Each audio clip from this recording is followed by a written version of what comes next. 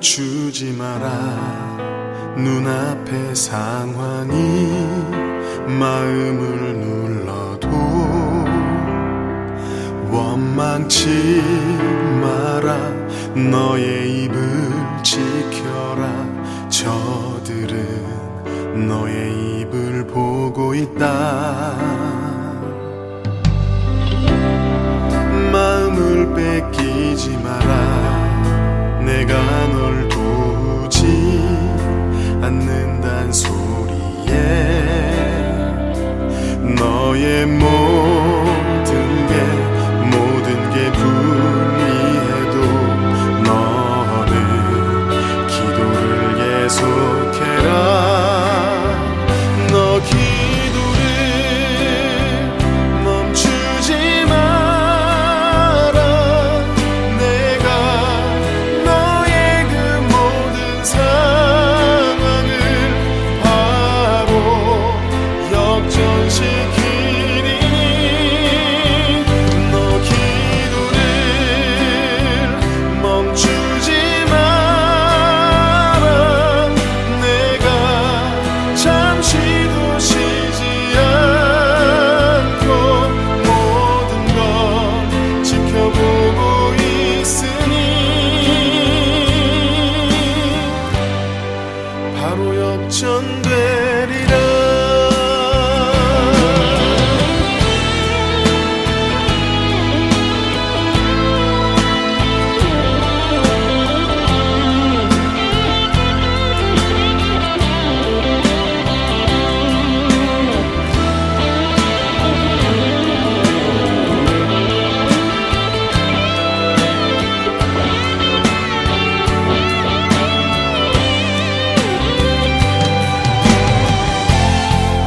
저들의 힘이 너를 압도해도 저들의 힘이 내 숨을 조여도 너는 보리라. 기도의 능력을 내가 역전시키리라.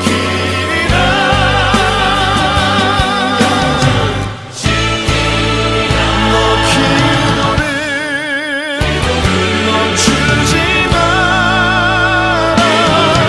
내가 너의 그 모든 상황을 바로 역전시키리니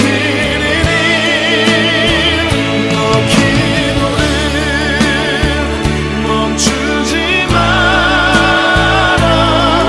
내가 잠시도 쉬지 않고 모든 걸 지켜보고 있으니 너 기도를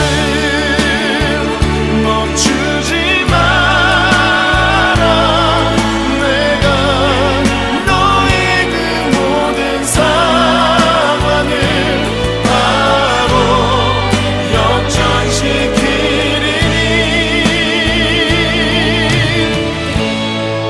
바로 역전되리라.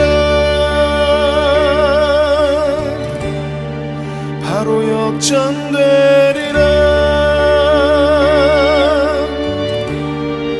이제 역전되리라.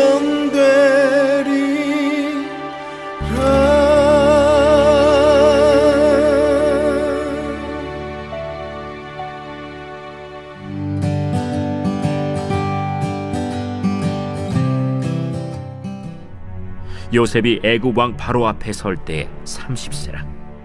그가 바로 앞을 떠나 애굽 온 땅을 순찰하니 7해 풍년에 토지 소출이 심히 많은지라.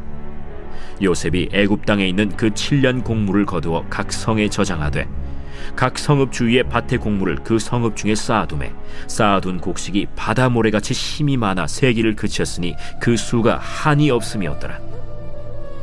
흉년이 들기 전에 요셉에게 두 아들이 나되 곧 온의 제사장 보디베라의 딸 아스낫이 그에게서 낳은지라.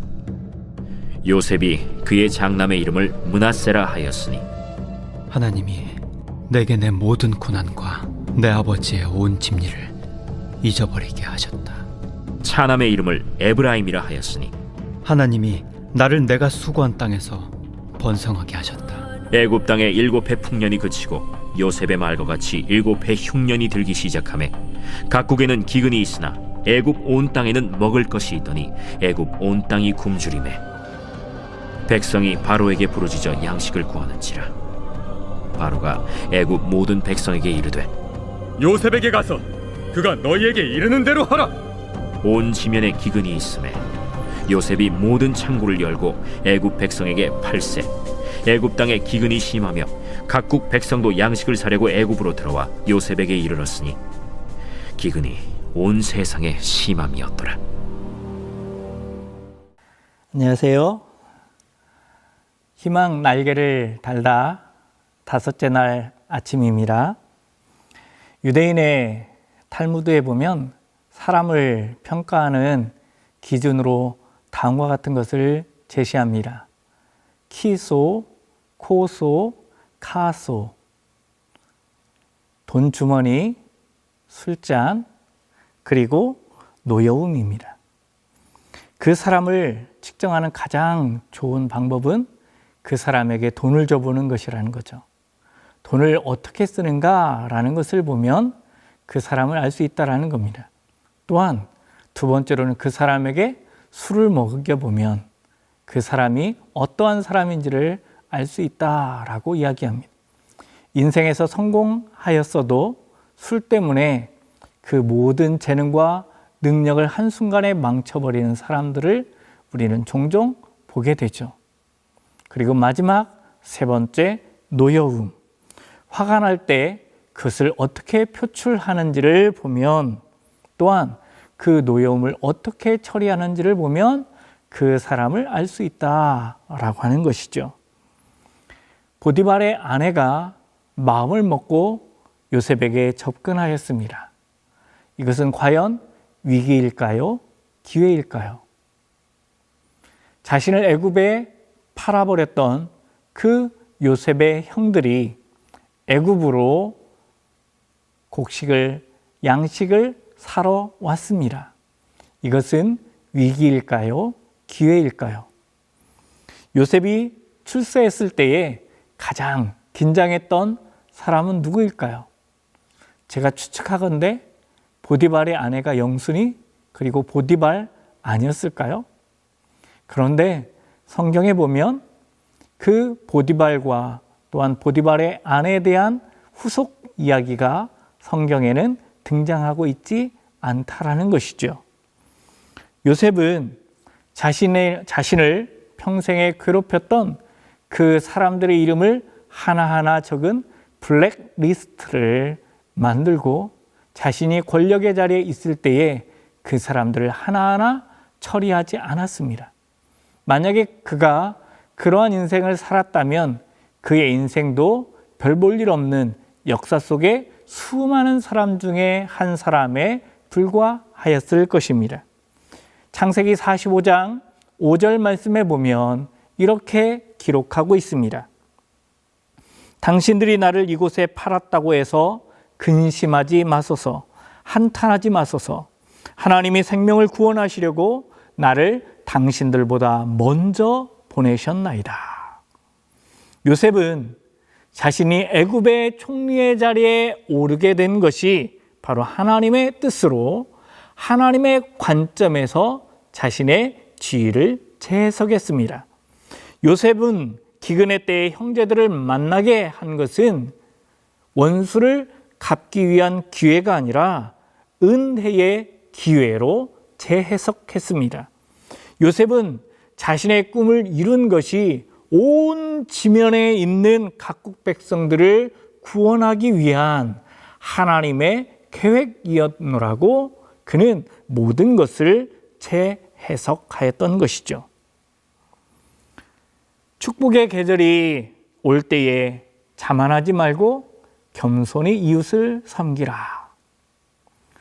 창세기 41장의 말씀을 한 목사님이 한 문장으로 이렇게 신학교 시절에 축약한 내용입니다. 성도님들 그거 아십니까? 30, 80. 30, 80의 법칙 말입니다. 요셉이 이 땅에 태어나서 총리의 자리에 오르기까지의 기간이 30입니다. 그리고 그가 총리의 자리에 오르고서 죽음의 자리에 이를 때까지의 인생이 80입니다. 요셉은 형들을 얼마든지 복수할 수 있었고 또한 형들을 영원히 파멸시킬 수 있는 매우 좋은 기회를 잡았지만 그는 그렇게 하지 않았습니다. 오히려 그는 축복하고 보호하고 용서해주는 사람이 되었습니다. 저는 이 말씀을 바라보면서 이렇게 권면하고 싶습니다. 기도를 바꾸시기 바랍니다. 미리 기대하고 기도하시기를 바랍니다. 하나님께서 나의 인생 30년을 80년으로 바꾸실 것을 믿고 기도하시기를 바랍니다. 매일 꿈을 꾸시기를 바랍니다. 그리고 나의 모든 인생을 하나님의 관점에서 재해석해 보시기를 바랍니다. 요셉은 부당한 대우를 받고 애매한 고난을 당하고 고통 가운데 있었지만 그는 노여움이 아닌 순종과 섬김의 삶을 살았고 그는 부유할 때에도 하나님의 마음으로 살피고 섬기는 인생이 되었습니다. 그는 모든 것을 하나님의 뜻을 이루고 자신에게 주어진 기회로 섬기는 삶을 살았던 것이죠. 예수 그리스도 그분의 십자가를 기억하십니까? 예수 그리스도는 최악의 장애물을 사랑으로 구원의 도구로 바꾸신 분이십니다. 오늘 우리에게 어려움이 있다라고 하면 그 어려움은 어려움대로 기회가 될 것입니다. 오늘 우리가 코로나19의 상황임에도 불구하고 나의 삶이 행복하다면 그 행복은 행복대로 바로 나에게 주신 하나님의 기회라고 하는 사실입니다. 기회를 잡는 자, 기회를 기대하며 선용하는 자, 희망의 날갯짓을 하게 될 것입니다. 오늘 우리에게 주어진 기회도 내가 30에 있든지 80에 있든지 요셉처럼 하나님의 뜻을 이루고 섬기는 삶을 사시기를 예수님의 이름으로 축원드립니다. 기도드리겠습니다. 하나님 감사합니다. 요셉은 종의 노예의 감옥의 자리에 있을 때에도 분노하거나 그 노여움을 표출하는 자가 아니라 그는 온전히 섬기고 또한 충성하는 모습으로 그가 나아갔던 것을 기억합니다. 그가 최상의 자리에 최고의 자리에 올랐을 그때에도 요셉은 자신의 인생을 하나님의 관점에서 재해석하고 또한 하나님의 뜻을 이루는 그 일에 자신의 모든 지위를 사용한 것을 기억합니다. 사랑하는 주님, 오늘 우리도 요셉의 30, 80의 그 놀라운 법칙을 기억하면서 우리에게 주어진 모든 기회 속에서 하나님의 뜻을 이루는 복된 희망의 사람 될 수 있도록 인도하여 주옵소서. 예수 그리스도의 이름으로 감사드리며 기도드리옵나이다. 아멘.